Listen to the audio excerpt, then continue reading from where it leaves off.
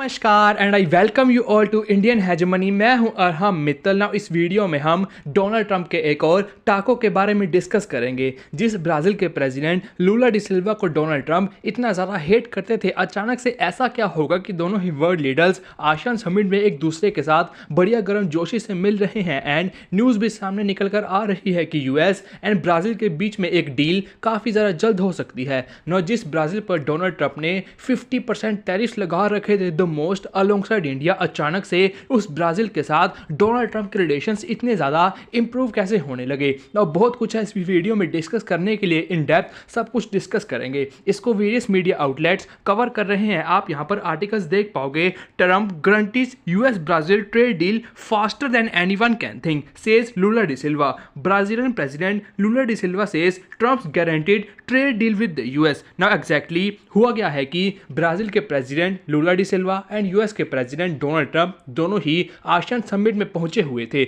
मैंने आपको पहले भी एक वीडियो में बताया था कि पीएम मोदी इस समिट को अटेंड करने के लिए इन पर्सन नहीं जाएंगे, वो वर्चुअली इस समिट को अटेंड करेंगे। इंडिया को रिप्रेजेंट करने के लिए हमारे external affairs minister S Jaishankar साहब जाएंगे। वेल, अगर आप कहोगे कि आसियान समिट में ब्राज़ील कहाँ से आ गया, वेल बात तो सही है क्योंकि ब्राज़ील इसका मेंबर है नहीं, लेकिन आसियान कंट्रीज हमेशा कंट्रीज को इनवाइट करती हैं जो इस समिट में पार्टिसिपेट करें। फॉर एग्जांपल इंडिया भी इसका मेंबर नहीं है, लेकिन हर साल इंडिया को इनवाइट किया जाता है। वैसे ही सेम यूएस को भी इनवाइट किया गया, वैसे ही ब्राज़ील को भी इनवाइट किया, बाकी ऑस्ट्रेलिया जैसे कंट्रीज को भी इनवाइट किया जाता है। तो आसियान कंट्रीज वेरियस कंट्रीज को इस समिट को अटेंड करने के लिए इन्वाइट करती हैं। ना इसी इन्विटेशन के चलते दोनों ही कंट्री के वर्ल्ड लीडर्स मलेशिया में पहुंचे हुए थे इस आसियान समिट को अटेंड करने के लिए। ना उसी समिट के दौरान दोनों ही कंट्री के लीडर्स ने बायलैटरल मीटिंग करी और काफ़ी ज़्यादा पॉजिटिव टॉक्स की है कि हम कैसे जो सैंक्शंस डोनाल्ड ट्रंप ने लगाए हैं उसको हटा सकते हैं, जो भी हमारे बीच दिक्कत है उसको कैसे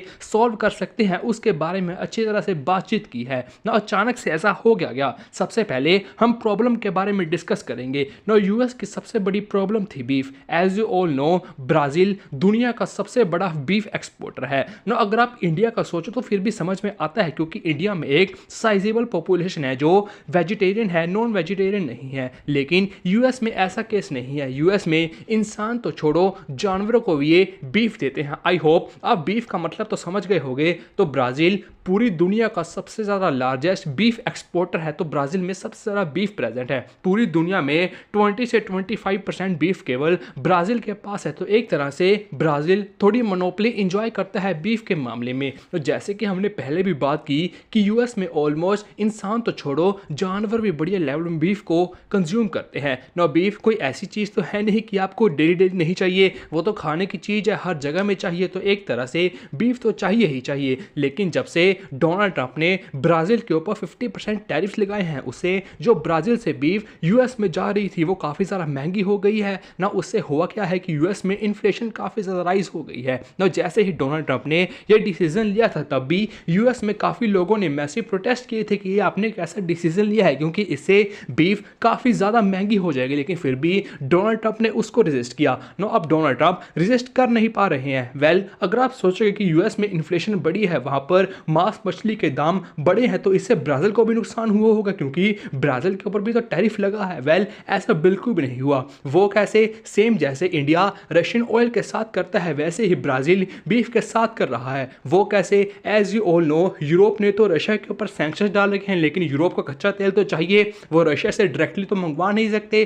तो यूरोप करता क्या है कि इंडिया के थ्रू रशिया का कच्चा तेल परचेज करता है। पहले इंडिया बड़ी मात्रा में रशिया का कच्चा तेल परचेज करेगा, उसको रिफाइन करेगा, देन यूरोप को बेच देगा। वैसे ही सेम ब्राज़ील भी कर रहा है। वो डायरेक्टली यूएस को एक्सपोर्ट नहीं कर रहा, बल्कि मैक्सिको, कनाडा, इन कंट्रीज के थ्रू यूएस को बीफ एक्सपोर्ट कर रहा है। तो एक तरह से ब्राज़ील ने इन कंट्रीज को बीफ एक्सपोर्ट करना काफ़ी ज़्यादा इंक्रीज कर रही है और ये कंट्रीज बीच में प्रॉफिट कमा के वो आगे यूएस को बेच रहे हैं। इससे हुआ क्या?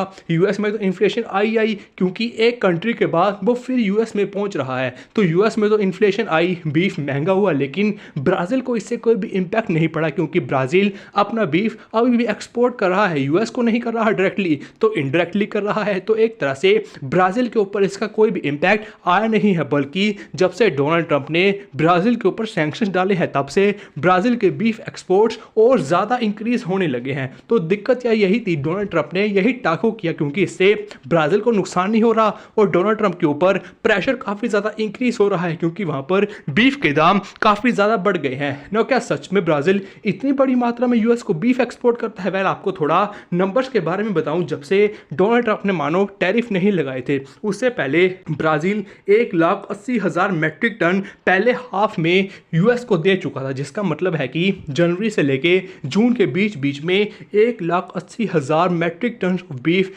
ब्राज़ील यूएस को एक्सपोर्ट कर चुका था। अगर आप मंथली बेसिस पे इसको कैलकुलेट करोगे तो आप मोटा मोटा लगा के चलोगे कि 30,000 metric tons per month Brazil US को बीफ एक्सपोर्ट करता था। तो नंबर काफ़ी ज़्यादा बढ़िया है। लेकिन जब से डोनाल्ड ट्रंप ने ब्राज़ील के ऊपर सैंक्शन डाले तब वो नंबर केवल 7,800 ही रह गया और सितंबर में ये नंबर केवल 7,000 ही रह गया। तो कहाँ तो पर मंथ 30,000 जा रहा था, कहाँ वो केवल 7,000 ही रह गया। तो एक तरह से 74% ड्रॉप आया है, जो कि एक नंबर काफी ज्यादा बड़ा है। अगर आप एक चीज को समझोगे कि डोनाल्ड ट्रंप के सामने अगर आप जितना हार्ड स्टांस लोगे डोनाल्ड ट्रंप उतनी ही जल्दी पलटेंगे। जो कंट्रीज डोनाल्ड ट्रंप के साथ ट्रेड डील कर रहे हैं, चाहे जैसी मर्जी टर्म पर, उसको डोनाल्ड ट्रंप बुरी तरह से एक्सप्लॉइट कर रहे हैं। लेकिन जो कंट्रीज डोनाल्ड ट्रंप के सामने एक हार्ड स्टांस ले रही हैं, डोनाल्ड ट्रंप उन्हीं के सामने टाको कर रहे हैं। तो डोनाल्ड ट्रंप पूरी दुनिया को एक मैसेज सेंड कर रहे हैं कि आप मेरे अगेंस्ट हार्ड स्टांस लो और मैं बाद में टाको कर दूंगा। फॉर एग्जाम्पल, इसका सबसे बड़ा एग्जाम्पल ही चाइना है क्योंकि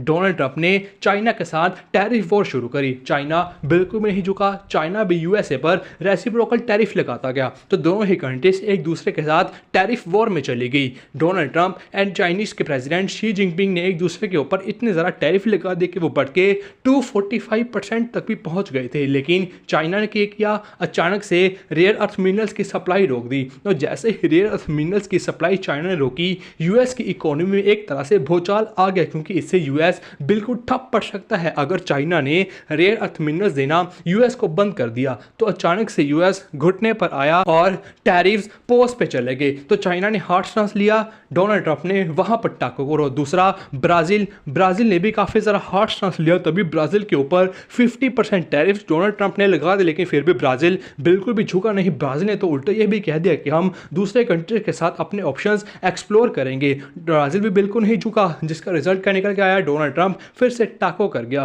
तो जो कंट्रीज डोनाल्ड ट्रंप के अगेंस्ट हार्ड स्टांस ले रहे हैं, डोनाल्ड ट्रंप उन्हीं के अगेंस्ट टाको कर रहे हैं ना। आपको मैं थोड़ा दुश्मनी के बारे में भी बता दूं कि ब्राजील के president Lula da Silva and Donald Trump के बीच में इतनी ज्यादा दुश्मनी क्यों है। डिस्पाइट ब्राजील एंड यूएस के रिलेशंस तो काफी ज्यादा बढ़िया है क्योंकि डोनाल्ड ट्रंप ने ना केवल ब्राजील बल्कि ब्राजील के ऑफिशियल्स के ऊपर भी सैंक्शन डाल रखे हैं ना। इसका सबसे बड़ा कारण है लूला डी सिल्वा के political rival Jair Bolsonaro. Now Jair Bolsonaro एक प्रो डोनाल्ड ट्रंप प्रेसिडेंट थे, as all know pro US president भी थे। ये इलेक्शंस हार गए थे लेकिन डोनाल्ड ट्रंप चाहते थे कि ब्राजील में यही सत्ता में बने रहे, तभी इसको सपोर्ट भी काफ़ी ज़्यादा करते थे। नो जैसे ही ये इलेक्शंस हारे, इनके सपोर्टर्स ने एक बड़े लेवल पर पूरी ब्राज़ील में प्रोटेस्ट किए, काफ़ी ज़्यादा दंगे भी हुए, जिसको इनडायरेक्टली रिपोर्ट्स की माने तो डोनाल्ड ट्रंप सपोर्ट भी कर रहे थे। नो जैसे ही इतने सारे सपोर्टर्स इकट्ठे हुए तो जायर बोल्सोनारो ने किया क्या कि एक कू करने की कोशिश करी कि इलेक्शंस में तो मैं हार ही गया हूं ना। अब करते क्या है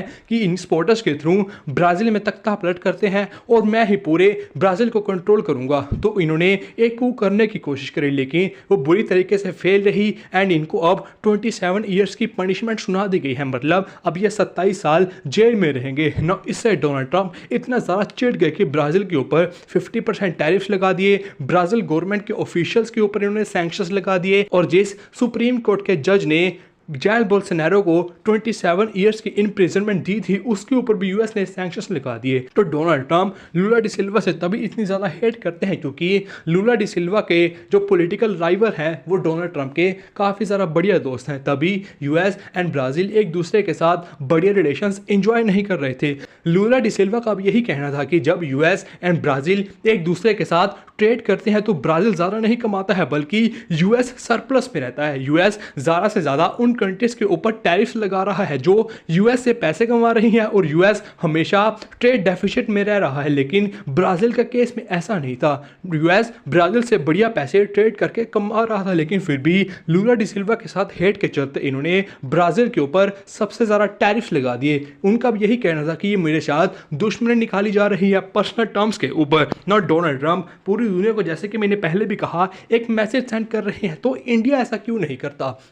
इंडिया आज के समय यूएस के ऊपर काफ़ी ज़्यादा डिपेंडेंट है। शायद इंडिया ने प्रीवियसली यूएस को ट्रस्ट करके एक काफ़ी ज़्यादा ब्लंडर किया है, जैसे कि फॉर एग्जांपल इंडिया ने अपना फाइटर जेट बनाया, जिसको आप अच्छी तरह से जानते होंगे, तेजस फाइटर जेट। ना वो प्रॉपरली मेड इन इंडिया है, लेकिन दिक्कत क्या है कि उसमें हमने अभी भी अमेरिकन मेड इंजन यूज करने का डिसीजन लिया है। ना हमने ये डिसीजन पहले ही ले लिया था यूएस के ऊपर ट्रस्ट करके, एंड उसी के हिसाब से हमने अपने तेजस फाइटर जेट को बनाया। ना दिक्कत ये है कि इंडिया एंड यूएस रिलेशन इतने ज़्यादा खराब हो रहे हैं कि यूएस की companies in fighter jet engines को सप्लाई काफ़ी ज़्यादा धीरे धीरे कर रही है। कहा तो इनको 2022-2020 में सप्लाई कर देना चाहिए था, लेकिन अब 2026 होने को आया है, अभी भी ये धीरे धीरे करके सप्लाई कर रहे हैं। हमको अभी भी पूरे इंजन्स मिले नहीं हैं। तो एक तरह से इंडिया यूएस के ऊपर काफ़ी ज़्यादा डिपेंडेंट है अपने तेजस फाइटर जेट के इंजन्स के लिए। ना हमने मेड इन इंडिया अपना फाइटर जेट तो बना लिया ना, अगर हम इंजन ही उसमें नहीं लगाएंगे तो वो चलेगा कैसे?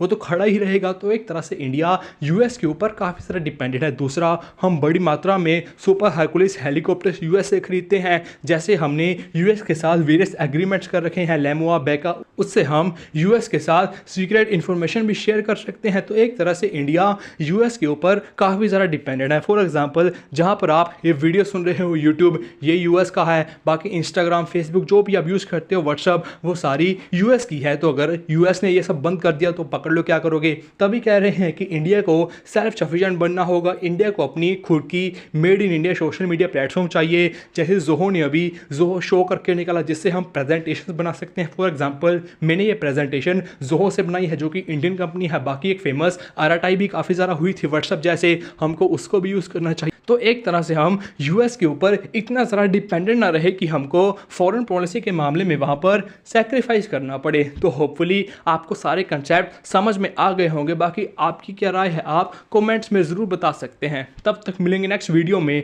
Till then take care.